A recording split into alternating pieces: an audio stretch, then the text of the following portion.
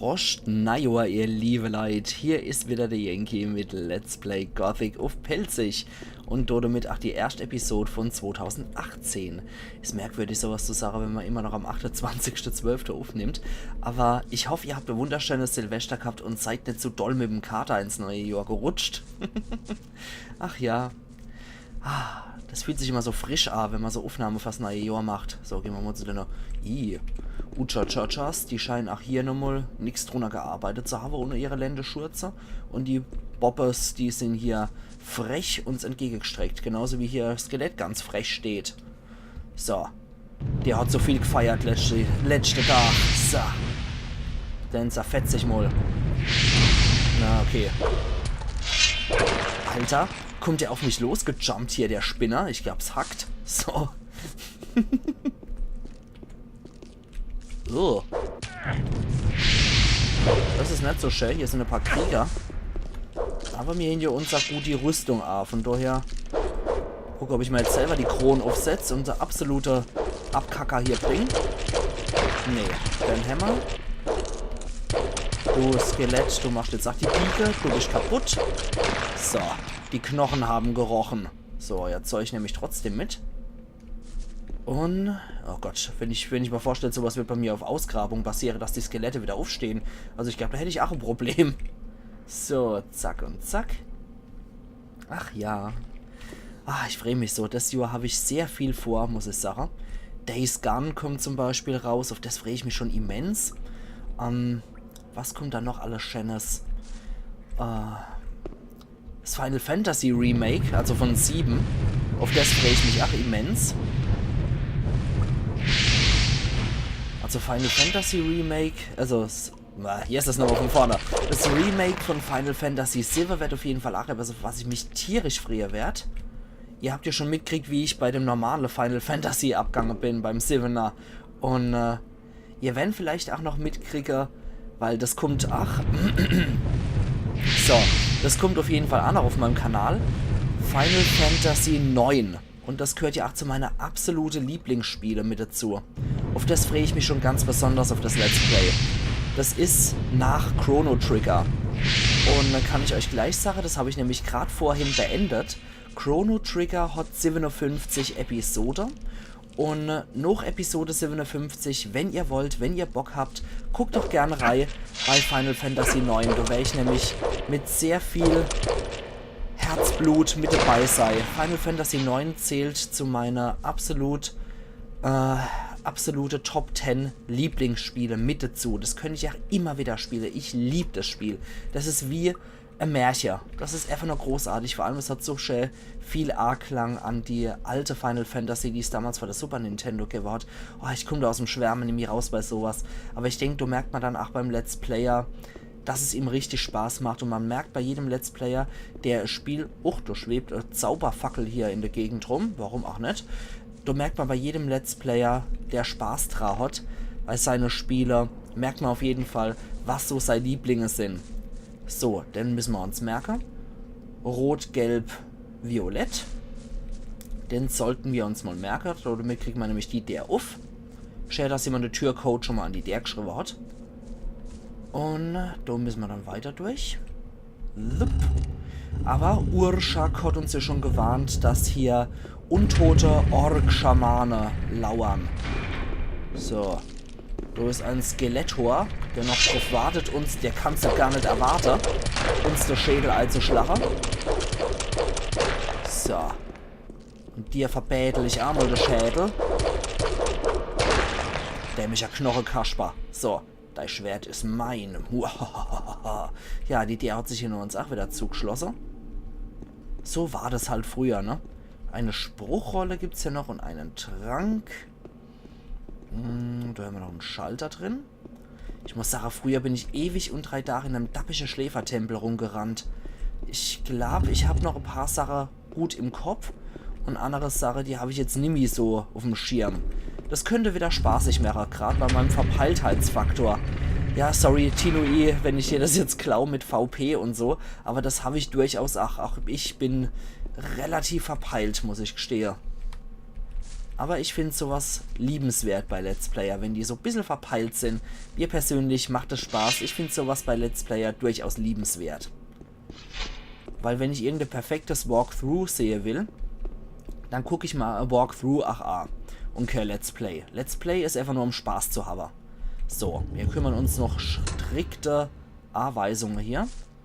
Ja, wenn das ein Deutscher wieder sagt, eine strikte Anweisungen für ja Spaß. Ja, für viele Deutsche mag das auch Spaß sein, strikte Anweisungen zu befolgen. Aber wir kümmern uns jetzt erstmal hier um das, was die uns gesagt haben. Beziehungsweise was der stumme Bote war. Die Schalter hier sind eigentlich auch ganz cool gemacht, finde ich. So Stehklötze, die man hier dreht. Hat irgendwie was. So. Motto, hat geklappt hier. Und die Geräusche sagen schon einiges aus, dass hier Minekravler wieder unterwegs sind. Also Minecrawler werden definitiv wieder auf unseren Weg kommen. So. Irgendwas hat sich noch getan, irgendein anderer Mechanismus hat noch geklackt. Bei der Tränke haben wir jetzt... Nee, nichts Besonderes, aber hier im Schläfertempel gibt es viele attributssteigernde Tränke. Auf die freue ich mich auf jeden Fall auch sehr. Okay, hier kommen wir wieder raus. Und... Jupp. Dann sind die beide Wege jetzt offen. Ich gehe zuerst mal den Weg entlang. Kümmere mich noch dort drum. Dort dürften wir später im Verlauf auch noch mal rauskommen. Aber das müsste jetzt erstmal relativ uninteressant für uns sein. So, wir machen nicht hier Yankee 1. Ich mache hier bei Yankee 3 nochmal den Speicherer. Und Feuersturm für alle.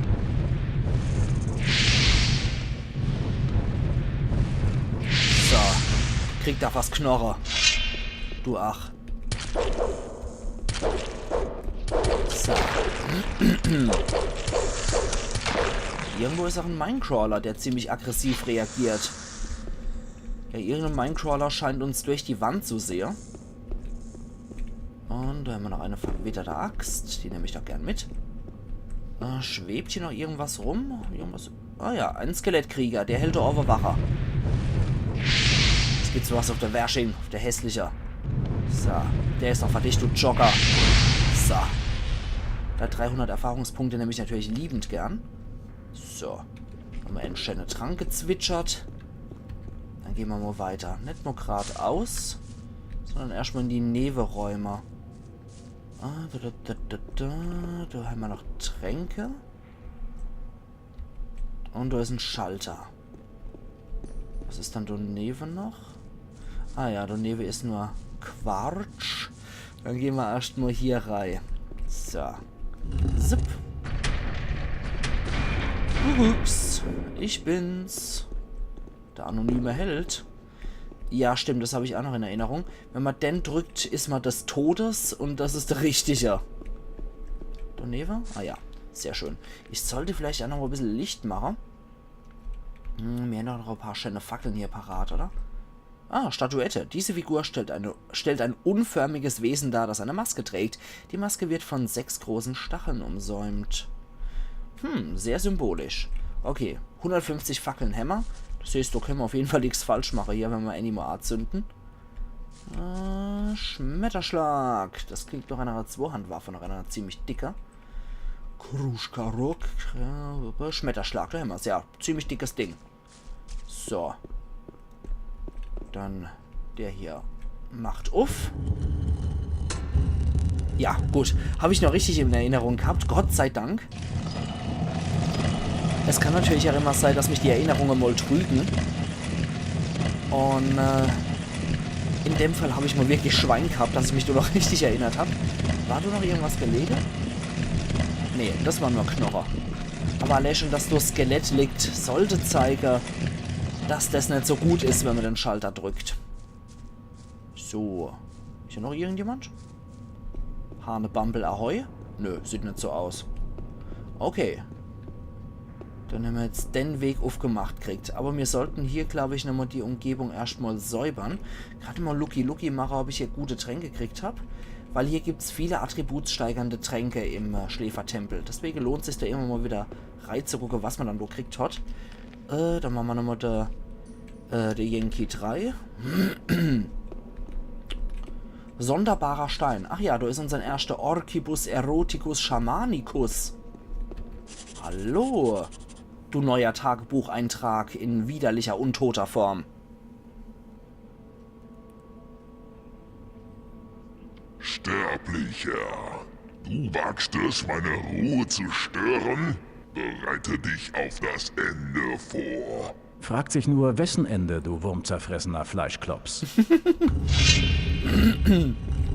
Komm mal her, Varakashua. Hey, hör auf hier Pyrokinese zu machen.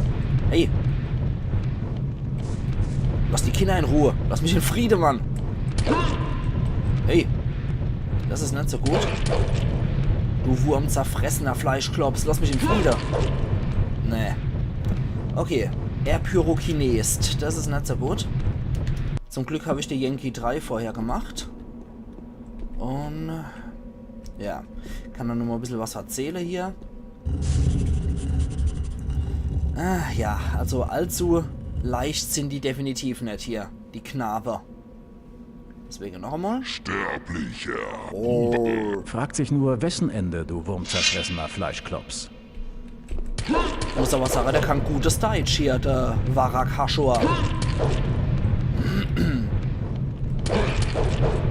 Ja, hin und wieder kommt sein Zauber halt mal durch. Dann müssen wir ein bisschen schneller sein als er.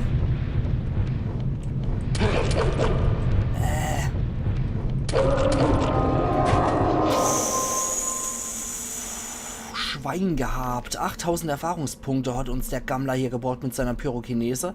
Ein Grachtnack hat er noch und ein Weltenspalter. Dies war das Schwert des untoten Orkpriesters Varakashua, der ziemlich gutes Deutsch konnte. Die Waffe ist im Laufe der Jahre unbrauchbar geworden. Vielleicht ist das Schwert noch auf andere Art und Weise nützlich. Ja, könnte man sagen. Wir haben da nämlich so einen sonderbaren Stein. Da könnte man hier den Weltenbrecher gut gebrauchen. Aber vorher machen wir erstmal hier den Rieslingswirbler. Ja, Pyrokinese kann in der Hände von Leuten gegenüber anderen Leuten, die nicht so die magische Verteidigung haben, durchaus sehr wirksam sein. Da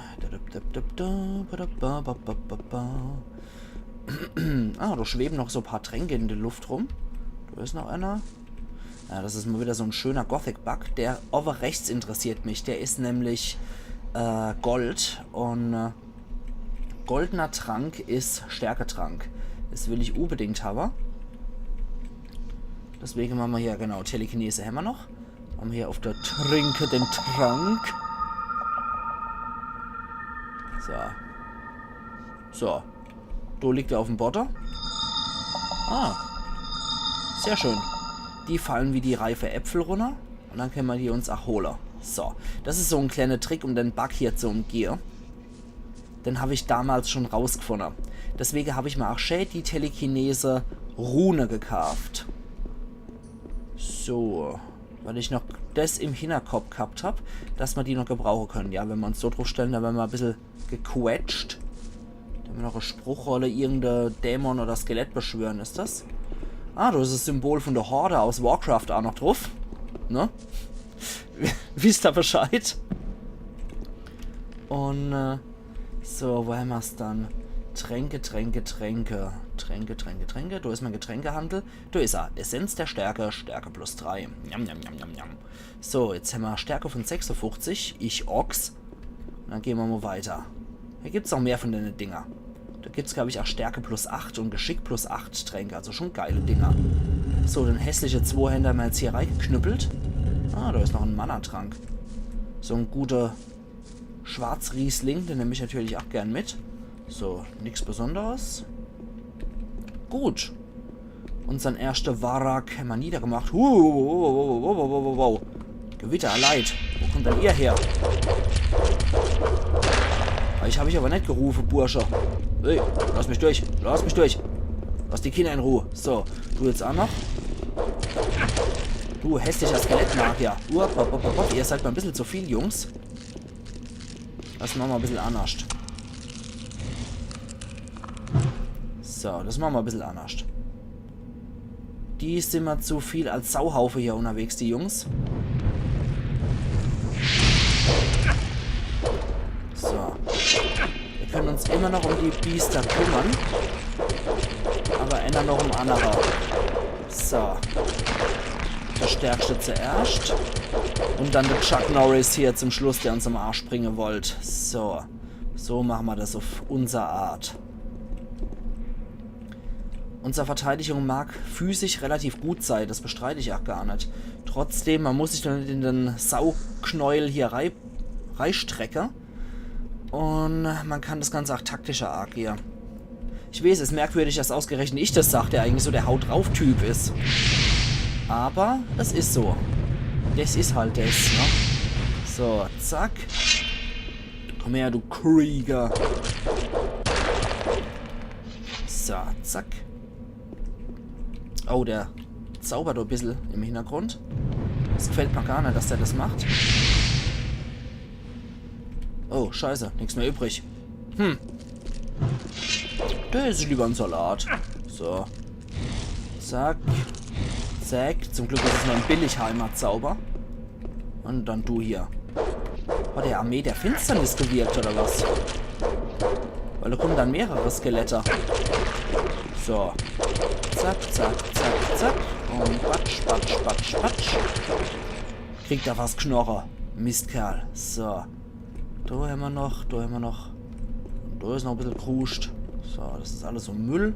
Können wir trotzdem verkaufen. Skelette beschwören ist das einfach nur. Aller hopp.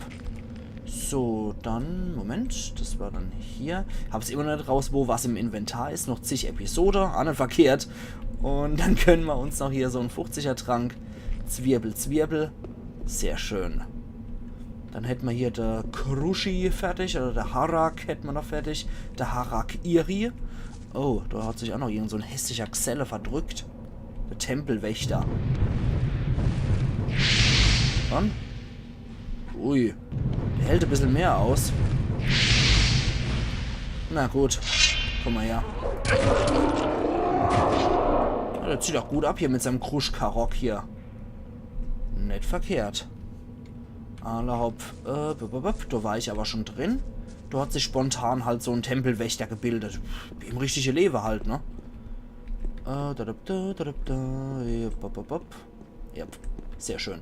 Wir könnten theoretisch so auch als Marker eigentlich einfach mal über alle Fackel hier schmeißen, wo wir schon waren. Das erleichtert uns die Erbe da ein bisschen für die Orientierung. So, da können wir Annie hier schmeißen. Annie nehme ich wieder mit. Können wir nämlich immer schön markieren, wo wir schon gewesen sind. Ist eigentlich nicht verkehrt. So, da schmeiße ich auch nochmal Annie hier. Ah ne, du legst ja schon Annie. Sehr schön. Gut. Da haben wir das nämlich alles geklärt hier. Dann weiß ich nämlich auch Bescheid. Ich mache heute nämlich nur 2 Sitzungen Gothic. Also nur 2 Episoden. Und dann weiß ich Bescheid fürs nächste Mal. Wo ich dann überall gewesen bin. So. Ah, da haben wir noch so ein paar hässliche Widerlinge. Ah, nur ein hässlicher Widerling. Okay. Na gut. Dann erstmal Tempelwächterzeit. So, zack. Okay, dann kriegen wir nämlich platt. So. Mit Zauber kriegen wir dann nämlich platt. So, Kruschkarok. Mehr hat er nicht im Hosensack. Da haben wir einen Sarg, der aufgespießt wird. Und da haben wir Bogenschütze. Alles klar. Wissen wir Bescheid. Denken Sie mal drüber nach. Dann, was haben wir hier noch? Nur Tränke trinken. Sonst nix. Jetzt sollten wir hier nochmal das Speicherino. Das sollten wir hier nochmal die Yankee 3 machen. Und gucken wir uns mal das hier an. Was ist denn da los? Am Bach her. Nix. Okay, da ist noch ein Schalter. Da ist das Skelett, was doof glotzt. Der hat Pfeile bei sich. Naja, einer hat er zumindest. Und da ist noch so ein Harak-Iri. Misttyp. Sterblicher, deine Reise endet hier bei mir. Erstmal schicke ich dich auf eine neue Reise, verfaultes Madenparadies. Das ist ein richtiger Poet hier. Deine Reise endet hier bei mir, du Tier.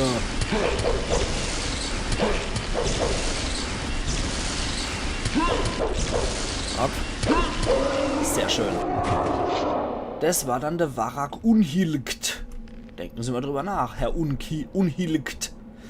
Das ist wahrscheinlich die orkische Version von unheilig. Ja, wie der Graf sieht er mal jetzt nicht gerade aus. Aber der war anscheinend auch geboren, um zu leben. Hier, der Harak unheilig. So, Varak unheilig. Zeitenklinge. Dies war das Schwert des untoten Orkpriesters Varak unhilgt. Die Waffe ist im Laufe der Jahre unbrauchbar geworden. Vielleicht ist das Schwert doch auf andere Art und Weise nützlich. Blitz hat er gehabt. Sah auch nicht schlecht aus. Das ist auch so ein Festhaltezauber anscheinend. Ja. Wie es aussieht. Oh, geht der wieder zu. Schön. Ja, was ich aber auch ziemlich geil finde hier, ist, dass der für jeden Priester immer so geil die Bezeichnung hat. Madenzerfressener Fleischklops und hier Madenparadies. Ach, ich find's herrlich. Ich find's herrlich. So, einfach nur hoch. Und dann, landet man da. Auch nicht schlecht. Denken Sie mal drüber nach und so. Zornstahl haben wir hier noch. Ey, irgendwas hat mich getroffen. Das ist nicht gut. Irgendwas hat mich hier getroffen. Und wir haben ein paar Mumien noch bei uns hier unten. Die können wir natürlich auch öffnen. So, Rachestahl und Zornstahl. Das sind wohl auch ziemlich verwandte Schwerter. Was sind dann die Mumien? 2 mal Fackel. Ein 50er Mana-Trank. Ein 70er Lebensenergietrank. Ein Stärketrank. Ein Pfeil und Feuerring. Das ist cool. So, was habt ihr andere bei euch? Ich weiß, ihr guckt ganz lustig und fröhlich 3. Geschicklichkeitsbonus 8. Muahahaha. Sehr gierig. So, was haben wir dann hier noch? Oh, maximales Mana und maximale Lebensenergie 15. Das lobe ich mir doch auch. Sehr mächtige Tränke. Und nochmal ein Mana-Trank. Kann ich mal Mana um 30 erhöhen. Oh, oder ich renn halt in den Tod rein. Ach, das ist nicht verkehrt, ne? Naja, gehen wir halt nochmal zum Graf rein, zum Harak unheilig. Machen den halt nochmal fertig. So ein blöder Mist. Okay, das soll ich mir vielleicht merken beim nächsten Mal, wenn ich hier bin.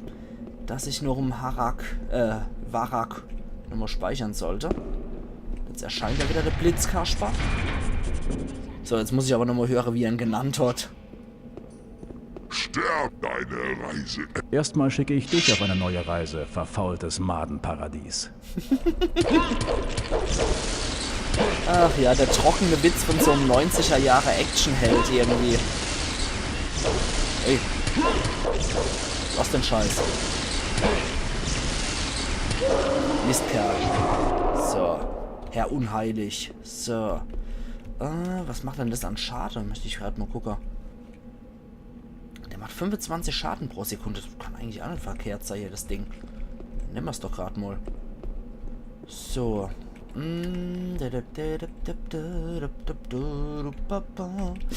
So, nochmal ein paar Tränkeschlucker. Ist ja wie in der Apotheke hier. So. Da wird erstmal hier der Yankee 4 gemacht. Und dann, ja, nicht so gut, ne? Erstmal hier drauf stellen. Das ist auch nicht so toll. Kann ich dann da hochklettern? Ich weiß nicht, irgendwo kann ich auf jeden Fall hier nochmal, beim letzten Mal hat es auch geklappt. Genau, da geht es dann da hoch. Und kann ich denn da irgendwie umschießen oder so? Ich weiß es gar nicht mehr, wie das da war. Hier wird, glaube ich, auch viel mit Fernkampfwaffe gearbeitet noch. Ist da ohne was? Ja, da sind noch Stacheln. Gerade mal gucken. Ich glaube, in Erinnerung zu haben, dass im Schläfertempel auch hier viel mit Fernkampfwaffe gemacht wird.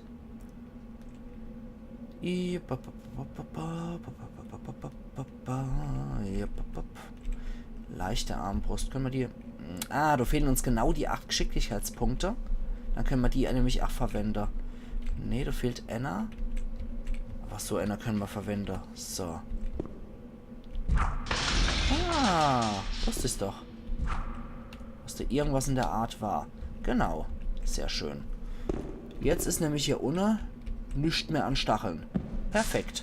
Wusste ich doch, dass da noch irgendwas in der Art war. Sehr schön. So, Mummy for the win. Dann flattern wir mal hier die ganze Sache nochmal raus. Dann kann ich nämlich auch die Armbrust anlegen. Finde ich sehr schön.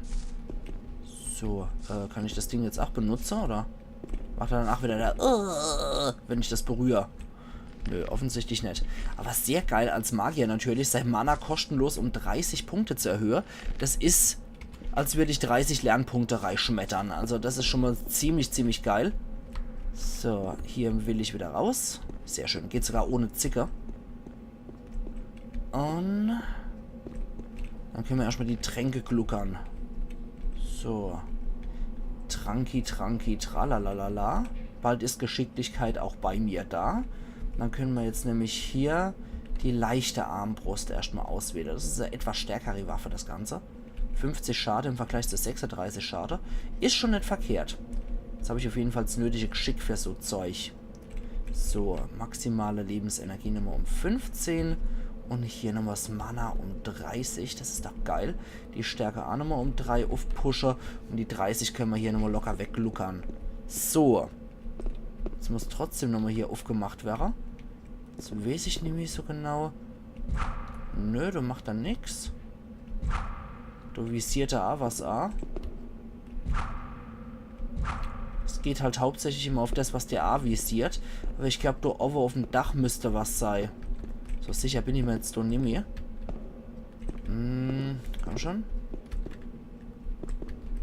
Wie war dann das? War dann hier? Ne, da schieße ich nur auf der Harak unhilgt. Ne, da schießt er auch noch geradeaus. Ne, da schießt er auch noch geradeaus. Okay. Wie war dann das nochmal? Einfach so raus, oder? Nö. Wäre ja zu einfach gewesen, ne? Blitz. Probieren wir auch mal aus. Nö, da hat er nichts, auf was er zielen kann. Hier. Ah, vielleicht von hier aus auf die... auf das Ding drauf schießen, nicht? Moment. Pff, der bewegt sich ja auch lustig, wenn er die Armbrust hat. So. Nee. Sehr seltsam hier. Nix. Merkwürdig. Ich probiere nochmal hochzukommen. Oder war es ohne die, der Sarkophag? Das könnte natürlich auch gut sein. Ne. Ja. Fängt ja schon mal super an im neuen Jahr hier. Zack. Was hier? Irgendwas drauf schießen? Nicht? Nee, offensichtlich nicht. Merkwürdig. Dann würde ich aber auch sagen, ich mache hier mal Episode erstmal zu Ende, ihr liebe Leute. Und wir sehen uns dann morgen auch wieder zu Let's Play Gothic auf Pelzig hier im Schläfertempel. Also machen's gut und bis morgen dann. Gerade mal gescheit die Stellsuche zum Speichern. Das war vorher. So. Wir sehen uns dann morgen wieder. Iron Yankee.